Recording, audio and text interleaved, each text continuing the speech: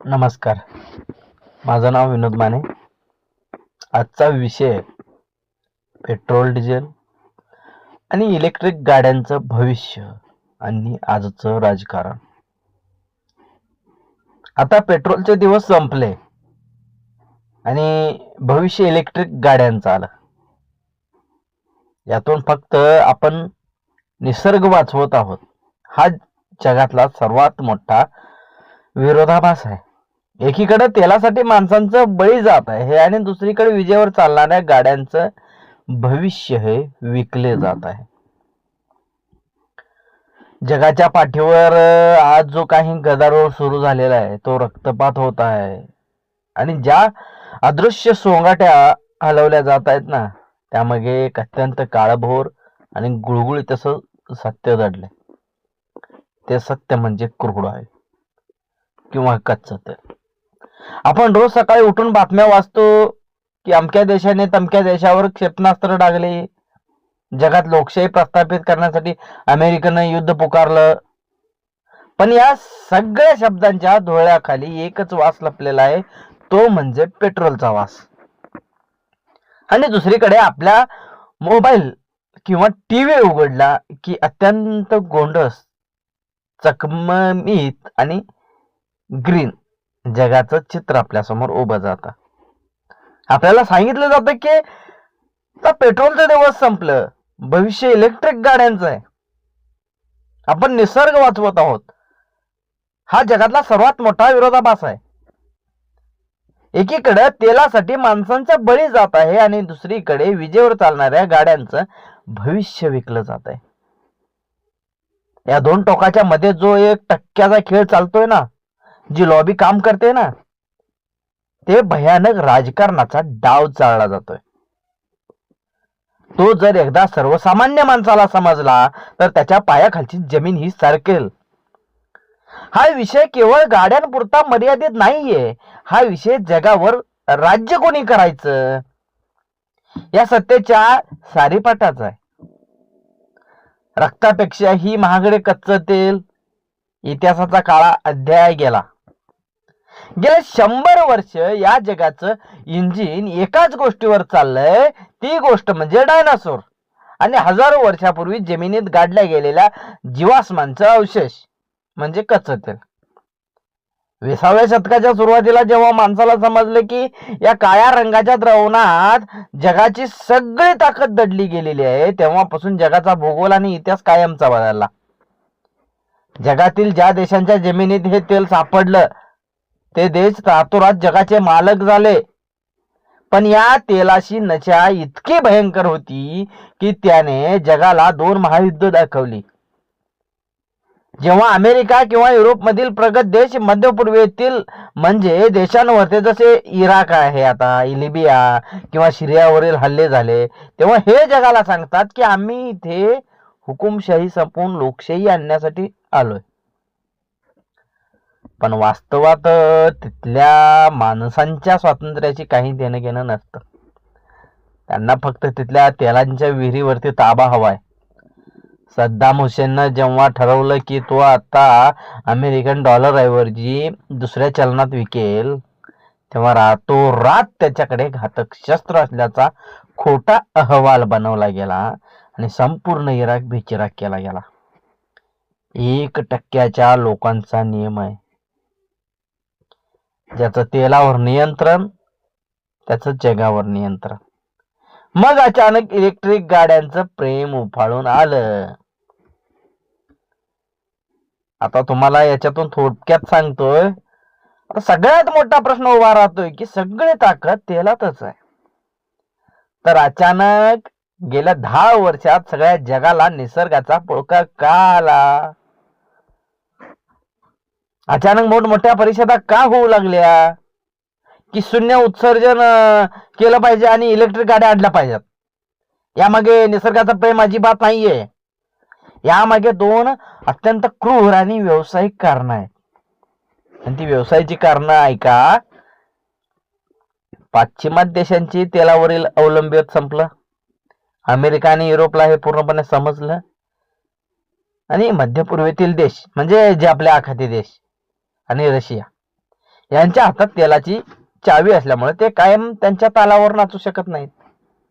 रशियाने युक्रेन युद्धाच्या वेळी युरोपची गॅस आणि तेलाची पाईपलाईन बंद केली आणि संपूर्ण युरोप थंडीत कुडकुडायला लागला. या परंबलावीतून बाहेर पडण्यासाठी युरोप आणि अमेरिकेला एक मार्ग हवा होता. 2.1% लोकांच्या व्यवसायांचं शिफ्टिंग ही जगातील संपत्ती काही मोजक्या लोकांच्या हातात आहे. जेव्हा ह्या लोकांना समजलं की तेलाचा व्यवसाय आता एका विशिष्ट मर्यादेच्या पुढे वाढू शकत नाही, तेव्हा त्यांनी सत्तेचं इंजिन बदलण्याचा निर्णय घेतला. त्यांनी ग्रीन एनर्जी नावाचं एक नवीन प्रोडक्ट बाजारात आणलं.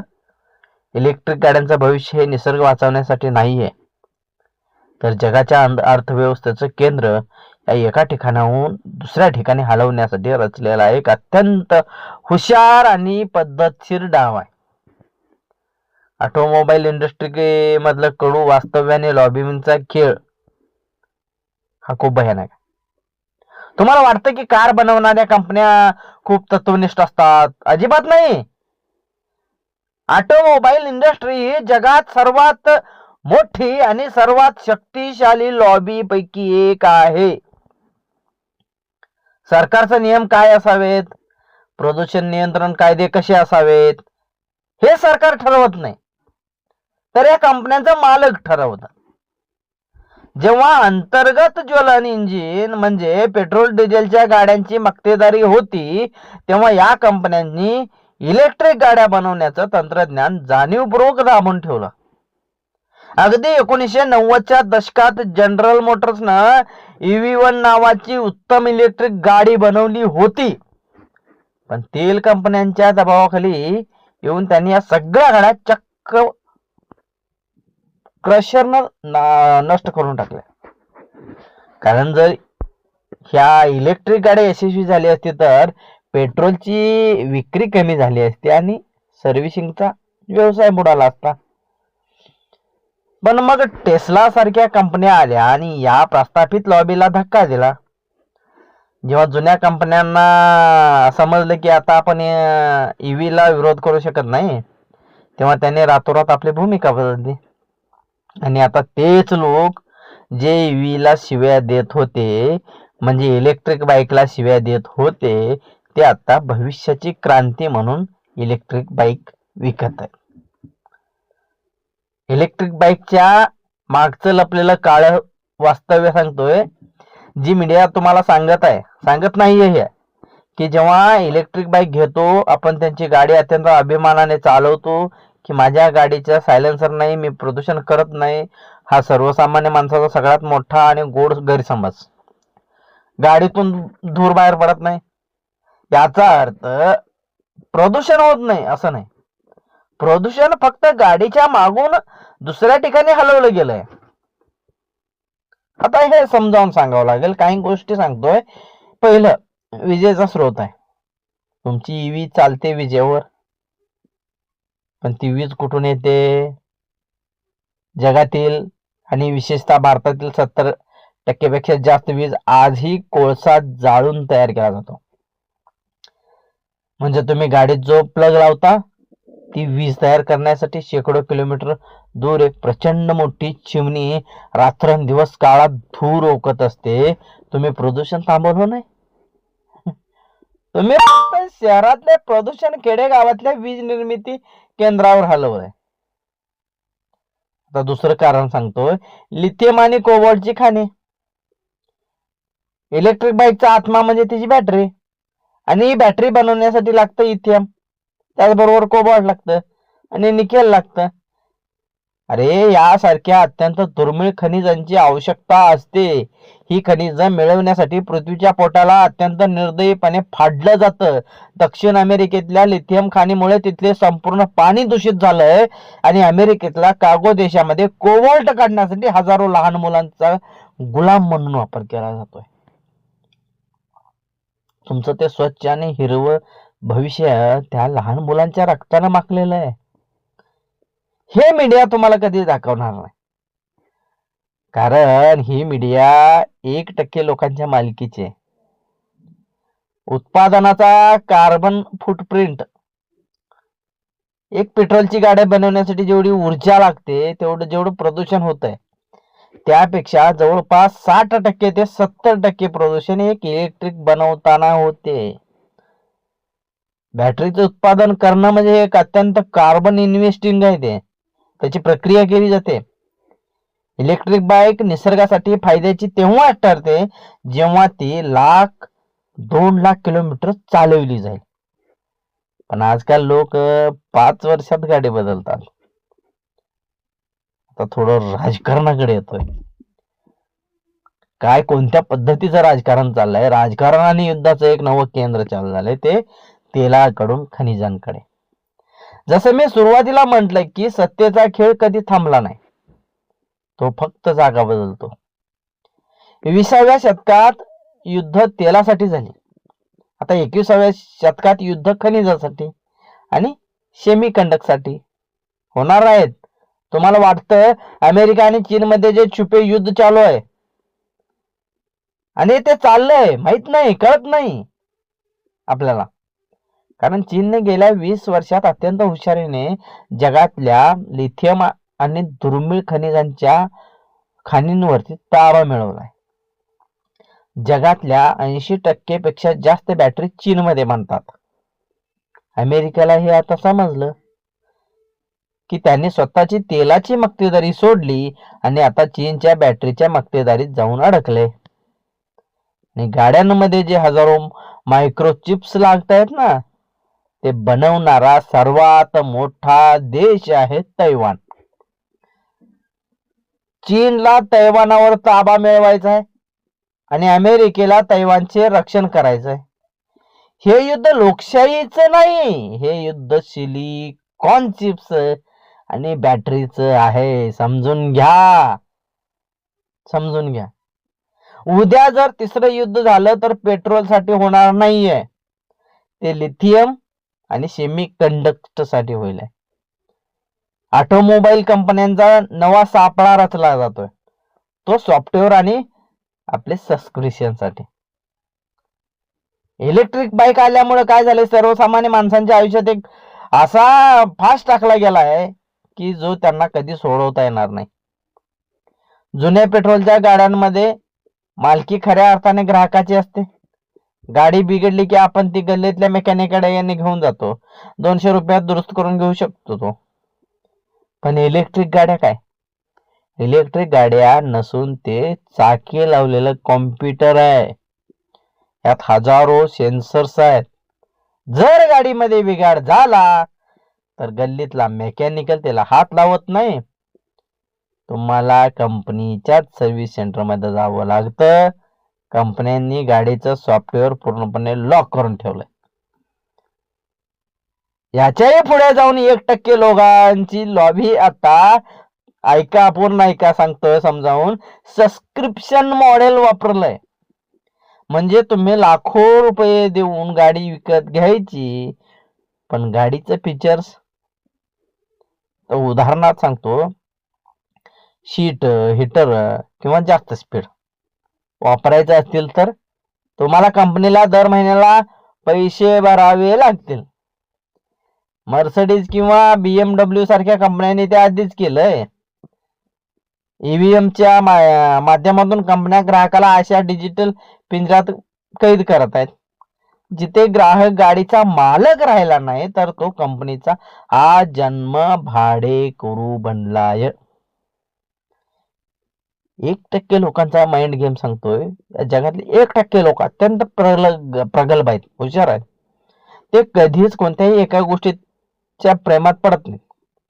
ते तेलाच्या प्रेमात जेव्हा त्यांनी ठरवले की ईव्हीएम म्हणजे इलेक्ट्रिक बाईक प्रमोट करायचा आहे, तेव्हा त्यांनी मीडियाचा वापर करून एक नॅरेटिव्ह सेट केला. त्यांनी सामान्य माणसाच्या मनात अपराधाची भावना निर्माण केली. तुम्ही पेट्रोलची गाडी चालवता म्हणजे तुम्ही निसर्गाचे गुन्हेगार आहात. तुम्ही इलेक्ट्रिक बाईक घ्या म्हणजे तुम्ही निसर्गाचे रक्षण कराल. या खोट्या आणि भावनिक जाहिरातींना भुलून मध्यमवर्गीय माणूस स्वतःच्या खिशाला कात्री लावून इलेक्ट्रिक बाईक खरेदी केली. पण त्याच वेळी हे जे 1% लोक आहेत ते स्वतः प्रायव्हेट जेट मधून फिरतात आणि एका तासात एवढं प्रदूषण करत जेवढं एक सामान्य माणूस आयुष्यभरात करत नाही. त्यांचा नियम स्पष्ट आहे. हो, नियम हे फक्त सामान्य माणसाला घाबरवण्यासाठी आणि त्यांच्याकडून पैसे उकळण्यासाठी बनवलेला आहे. आता एक भविष्य नक्की काय असेल? भविष्य हे एका अत्यंत मोठ्या आणि हिंसक संक्रमणाचा आहे. जोपर्यंत जगातला शेवटचा तेलाचा थेंब विकला जात नाही तोपर्यंत क्रूड ऑइलची लॉबी पूर्णपणे भरणार नाही. आज सुद्धा जगात रोज 10 कोटी बॅरल तेल वापरलं जातं. इलेक्ट्रिक बाईकचा गाजावाजा कितीही झाला तरी विमानं, जहाज आणि जड मालवाहक गाड्या, ट्रक हे विजेवर चालवणे आजच्या घडीला तरी केवळ एक स्वप्न आहे. त्यासाठी त्यांना डिझेल किंवा टर्बाईन फ्यूल लागणार. त्यामुळे होणारे काही दशके ही गदारोळाची असणार आहेत. एकीकडे तेल उत्पादन देश स्वतःचं अस्तित्व टिकवण्यासाठी युद्ध करतील आणि दुसरीकडे चीन, अमेरिका आणि युरोप हे लिथियम आणि दुर्मिळ खनिजांवर ताबा मिळवण्यासाठी आफ्रिका आणि दक्षिण अमेरिकेत रक्तपात घडवतील. सर्वसामान्य माणसानं काय करायचं? सर्वसामान्य माणसानं अत्यंत उघड्या डोळ्यांनी या व्यवस्थेकडे पाहिलं पाहिजे. जेव्हा टीव्हीवर एखादा नेता किंवा कंपनीचा मालक येऊन हिरव्या निसर्गाच्या गप्पा मारतो तेव्हा त्याच्या चेहऱ्यामागचा तो व्यापारी समजून घेतला पाहिजे. कोणतीही नवीन टेक्नॉलॉजी ही आजच्या फायद्यासाठी कमी आणि कंपन्यांचे नफे वाढवण्यासाठी जास्त डिफाईन केलेले. इलेक्ट्रिक बाईक ही वाईट नाही, पण ती रामबाई उपाय सुद्धा नाही. तो फक्त सत्तेचा आणि पैसाचा एक नवा बिझनेस मॉडेल तयार झाला. हा सगळा खेळ एक अत्यंत साध्या आणि क्रूर तत्वावर चाललेला आहे. जेव्हा जुन्या सोंगट्या जुन्या झाल्या की राजा सारी पाठ बदलतो, तसं कच्चं तेल हा जुना सारीपाट होता आणि आता बॅटरी आणि मायक्रोचिप्सनी हा सगळा सारीपाट लावलेला आहे. खेळ तोच आहे, खेळाडू तेच आहेत, फक्त मोहरे बदलले. आणि दुर्दैवानं या अथांग गुंतागुंतीच्या जागतिक युद्धात सामान्य माणूस आणि कष्टाचे पैसे हा सर्वात मोठा आणि सर्वात स्वस्त मोहरा आहे, जो कधी तेलाच्या नावाखाली तर कधी निसर्गाच्या नावाखाली रोज मारला जातोय. हे ज्या जगाचं आणि या ऑटोमोबाईल इंडस्ट्रीचं उघडं आणि नागडं सत्य, जे तुम्हाला कोणत्याही चकचकीत शोरूम मध्ये किंवा वृत्तपत्रामध्ये पहिल्या पानांवर कधीच वाचायला मिळणार नाही. धन्यवाद.